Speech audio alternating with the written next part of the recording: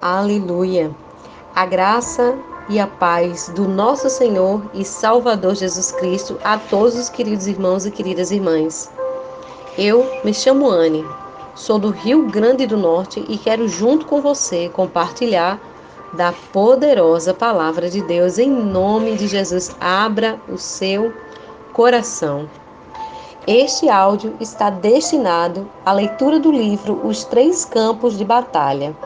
A guerra espiritual na mente, na igreja e nas regiões celestiais.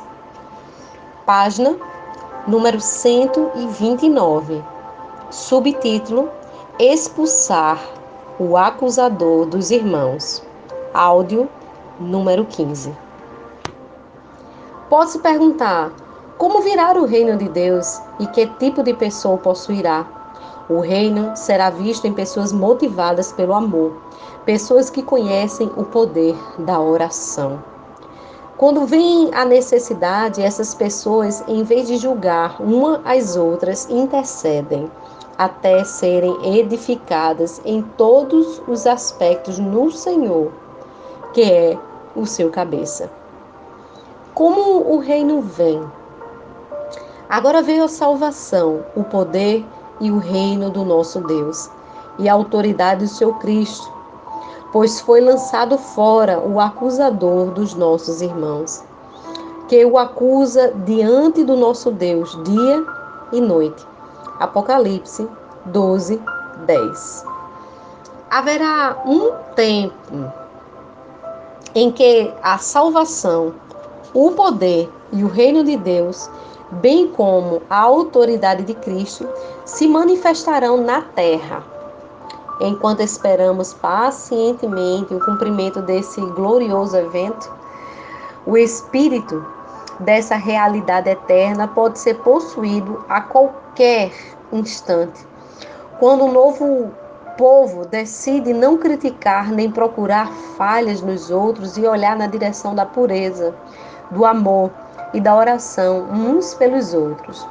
Há procedimentos ordenados por Deus para iniciar a correção numa igreja. A correção deve ser feita por vocês, que são espirituais, com mansidão. Cuide-se, porém, cada um, para que também não seja tentado. Gálatas 6:1. A acusação contra os dirigentes, entretanto, não devem ser aceitas exceto com base no testemunho de 2 ou 3 irmãos. 1 Timóteo 5:19. Os testemunhos aqui mencionados são a declaração de testemunhas oculares, não os chamados testemunhos espirituais, separados de fato concretos e visíveis. Com uma frequência, esses alegados testemunhos são mandados pelo inferno para destruir a harmonia de uma igreja com boatos e fofocas.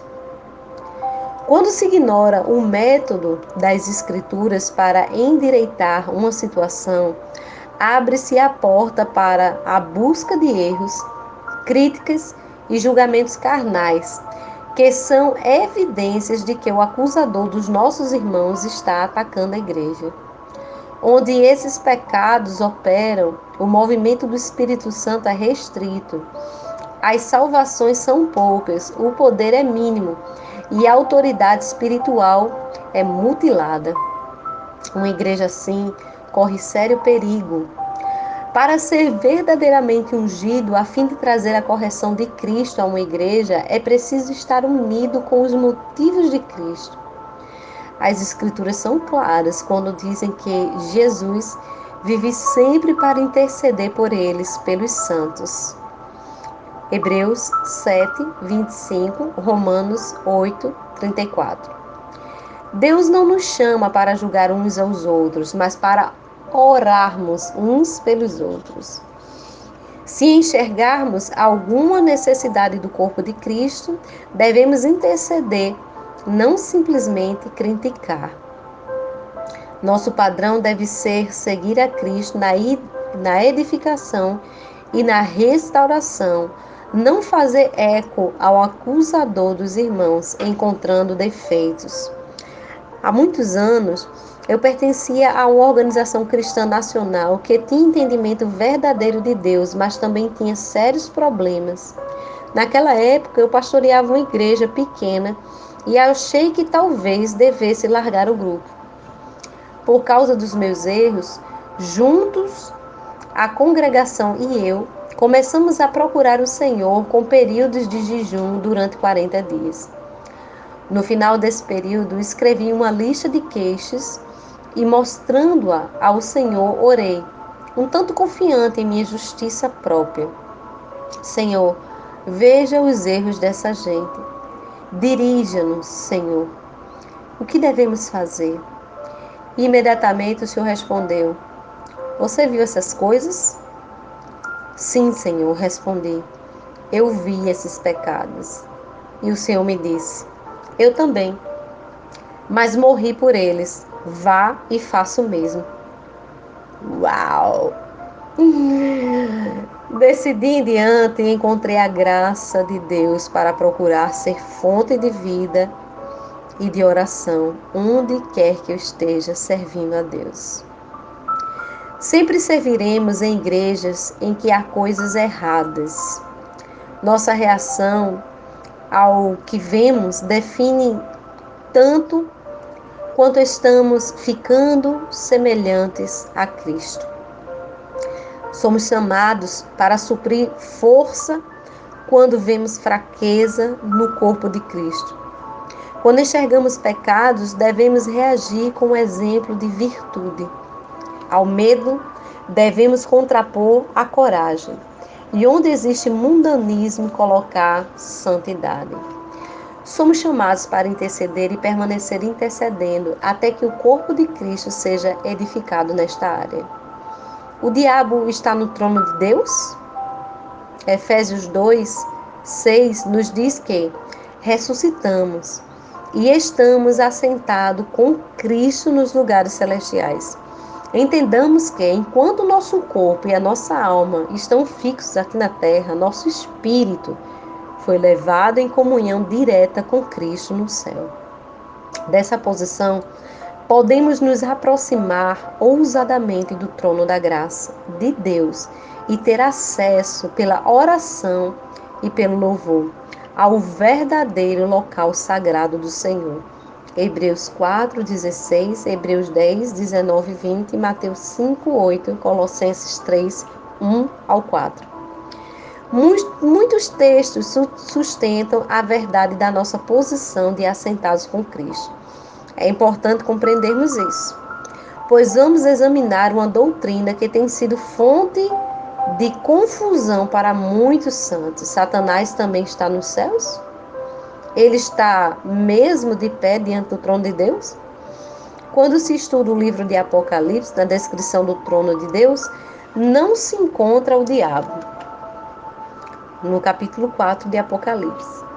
Investigando o capítulo 12 de Hebreus, na descrição relacionada a Jerusalém Celestial, também não se vê o diabo no céu. Para destacar melhor esse fato, durante uma reunião numa casa em Toronto, Canadá, enquanto estávamos em profunda adoração diante do Senhor, o Espírito Santo descortinou para cada um de nós, em vários graus, uma visão da Jerusalém Celestial. Vimos um reinado onde não havia nem escuridão, nem morte. Tudo era vivo. E em tudo havia luz radiosa da presença de Deus. Não havia necessidade de sol, nem de uma outra luz, como também não havia sombra em lugar algum. Observamos muitas coisas, mas o que quero dizer é simplesmente que não havia trevas, nem diabo no céu. Afinal, onde está Satanás? Judas diz que o diabo e seus anjos estão presos espiritualmente, acorrentados em correntes eternas, ou seja, em trevas, para juízo. Judas 6. Satanás está preso na escuridão. A ideia de que o Pai Celestial, em que não há treva alguma, 1 João 1,5, toleraria o diabo interferindo na adoração eterna, acusando a própria igreja pela qual seu filho morreu, é inimaginável. Como então explicar as passagens que aludem ao fato de que o demônio está no céu? Embora reconheçamos que não sabemos todas as formas pelas quais Satanás acusa o homem diante de Deus, propomos uma solução. Inicialmente, precisamos compreender que há 3 reinos conhecidos como céu na Bíblia. O mais comumente identificado como tal é a morada eterna de Deus, dos anjos e dos redimidos. Em seguida, a palavra céu é usada para designar o firmamento, isto é, céus declaram a glória de Deus. Salmos 19:1. Quando a Bíblia diz que Satanás está nos céus ou nas regiões celestiais, Efésios 6:12, Apocalipse 12:12, Lucas 10:18, cremos que ela está se referindo ao reino espiritual. O céu é o território espiritual de onde Satanás procura controlar o mundo. Seria tolice supor que conhecemos mais sobre esses aspectos do que realmente conhecemos, mas sabemos isto. É daqui que Satanás deflagra sua guerra contra a igreja. Se é verdade que o diabo não está mais nos céus, como então ele acusa os santos diante do trono de Deus? Começamos explicando que Cristo posicionou nosso espírito nele, diante do trono de Deus. Enquanto nosso espírito nos liga a Deus, nosso corpo e nossa alma estão aqui na terra. Ainda que o diabo não tenha acesso imediato a Deus, tem acesso aos nossos pensamentos e palavras. Quando acolhemos atitudes simpáticas à acusação, quando justificamos a fofoca, a crítica negativa, estamos, na verdade, dando a Satanás o direito de usar nossa boca para acusar os santos diante de Deus. Supomos equivocadamente que nossos sussurros ditos no escuro permanecem escondidos até de Deus. Devemos entender que tudo está descoberto e exposto diante dos seus olhos, daquele que haveremos de prestar contas. Hebreus 4:13. Não está escrito: o que vocês disseram nas trevas será ouvido na luz do dia. Lucas 12:3. Deus, que é luz, certamente ouve a voz do acusador, mesmo nas confidências reservadas, faladas a um cônjuge. Guarde sua língua. Muito do que o nosso Pai oferece ao corpo de Cristo é fornecido por meio da nossa confissão. Não é simplesmente a nossa confissão positiva, premeditada, expressa na oração. É tudo que sai de nossa boca. O próprio Cristo não disse que os homens serão julgados por toda palavra inútil que tiverem falado? Mateus 12:36. Nossas palavras são o que transborda de nosso coração. Cristo, como o sumo sacerdote que confessamos, Hebreus 3:1, toma nossas palavras, ditas com fé ou com incredulidade, e nos dá em troca vida eterna na medida de nossas palavras. Quando não refreamos a língua, Tiago diz que a nossa confissão negativa incendeia todo o curso de sua vida, sendo ela mesma incendiada pelo inferno. Tiago 3:6. Se ajudamos uns aos outros, amando-nos e protegendo, experimentamos muito crescimento e proteção maior. Se, entretanto, estamos procurando falhas, criticando e tagarelando, a voz do acusador se manifesta e somos julgados por nossas palavras ociosas e más. Deus olha para o que dissemos e nos dá a realidade de acordo. Por conseguinte, precisamos entender que cada pensamento nosso e mesmo as nossas conversas mais íntimas com os outros são orações que oferecemos ao Pai, que continuamente vê tudo em segredo. Essas orações são endereçadas, são parte da nossa confissão, tanto quanto as orações que se iniciam com o querido Deus, e têm a mesma influência. Nossas palavras a respeito dos outros, bem como as palavras que trocamos com os outros, devem carregar consigo o mesmo senso de reverência de que falamos com Deus. É porque Ele está ouvindo. Outras línguas ou línguas flamejantes. É significativo que quando Isaías viu o Senhor, em Isaías 6, não só havia demônio no céu, mas também a culpa que ele sentia era devido às suas próprias palavras. O profeta disse: Ai de mim, estou perdido, pois sou homem de lábios impuros e vivo no meio de um povo de impuros lábios. O fato é que nossas críticas uns aos outros são a voz de Satanás acusando os santos diante de Deus. Os lábios de Isaías foram purificados quando tocados por uma brasa ardente tirada do altar de Deus. Quanto mais próximos de Deus estivermos, mais culpados nos sentiremos por nossas palavras impuras. Quando o Espírito Santo se manifestou sobre Jesus, veio simbolicamente na forma de uma pomba. Mas quando o Espírito se revelou no Pentecoste, apareceu em forma de línguas de fogo flamejantes. Algumas denominações cristãs fizeram do falar em outras línguas um sinal da plenitude do Espírito Santo. Para nós, a questão não é falar em línguas estrangeiras, mas com a língua flamejante, línguas purificadas pelo fogo, proveniente do altar de Deus, línguas limpas de acusação e críticas. Derrubar o acusador. Eles o venceram pelo sangue do Cordeiro e pela palavra do testemunho que deram diante da morte, não amaram a própria vida. Apocalipse 12:11. Em vez de falar dos pecados e das faltas das pessoas, devemos pedir a Deus a graça de ver nossas necessidades comuns atendidas instintivamente. Precisamos entrar na intercessão de Cristo e interceder apaixonadamente em favor daqueles por quem Jesus morreu. Em Apocalipse 12, vemos como os santos venceram o acusador dos irmãos. Vamos examinar separadamente cada aspecto da nossa vitória. O sangue do Cordeiro. Um só sangue flui espiritualmente por todos nós, fazendo-nos literalmente um só corpo, compartilhando de uma só fonte de purificação e uma só fonte de vida. O mesmo sangue nos faz uma família.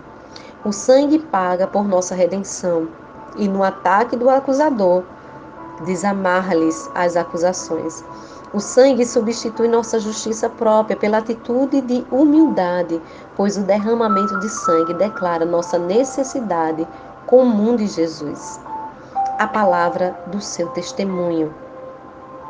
Também inclui contar para os outros o que Deus fez por você, mas é mais que isso.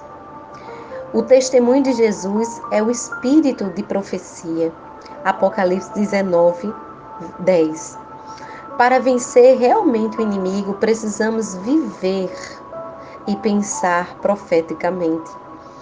Isto é, precisamos enxergar uns aos outros como Deus nos enxerga, vendo o fim desde o começo, animados pela força da visão, confessando nossa fé uns para com os outros. Conhecer e declarar a palavra viva de Deus nos capacita a superar as ilusões do inimigo. 1 Timóteo 1:18. Não amar nossa própria vida até a morte. Não podemos vencer Satanás e ao mesmo tempo dar guarida à autopiedade e ter simpatia por aquilo que necessita ser crucificado dentro de nós. Nossa vitória se consuma com a nossa disposição de ir até a morte, mas não atrair nossa convicção da verdade. Não trair nossa convicção da verdade. Paulo disse: não me importo nem considero a minha vida de valor algum para mim mesmo, se tão somente puder terminar a corrida. Atos 20:24.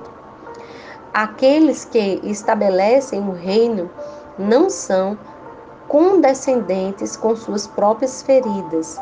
Podem sofrer, mas não desistem, vivem pela fé. O acusador deve ser expulso primeiro de nossa mente. Não podemos tolerar o hábito de procurar defeito nos outros nem acusações. Precisamos ter o próprio coração de Deus para com os nossos irmãos. O reino de Deus e a autoridade de seu Cristo serão vistos num povo comprometido até as últimas consequências, com a oração motivada pelo amor. Porque quando vem a necessidade, em vez de se tornarem críticos, expulsam com oração o acusador dos irmãos. Que maravilha, não é? É muito bom falar do campo de batalha na igreja. E agora, queridos, eu convido você a orar juntamente comigo. Pai, em nome de Jesus, neste capítulo, Senhor, que aprendemos a expulsar o acusador do meio dos irmãos. Senhor, professamos que o teu reino nos foi confiado, o teu reino nos foi entregue, o teu reino foi manifesto, Senhor. E se verdadeiramente, Senhor, é o teu Espírito que habita em nós, nos dá, Senhor, o espírito manso e humilde e disposto a te obedecer, para que nós, com espírito de brandura, venhamos a corrigir os que caem, Senhor, e reconduzi-los ao teu senhorio. Ó Pai, que nós venhamos tirar toda palavra de acusação da nossa boca, Pai. No seu nome, que nós não venhamos a dar lugar ao diabo, Pai, por meio de fofoca ou de contenda, Pai. Algo que é tão danoso para o teu corpo, Senhor, na terra. Perdoa desde já, Senhor, o pecado cometido muitas vezes pela língua, pelo muito falar, pelo apontar, Senhor, do dedo, Pai. Que o Senhor venha derrubando agora toda palavra de acusação, Senhor.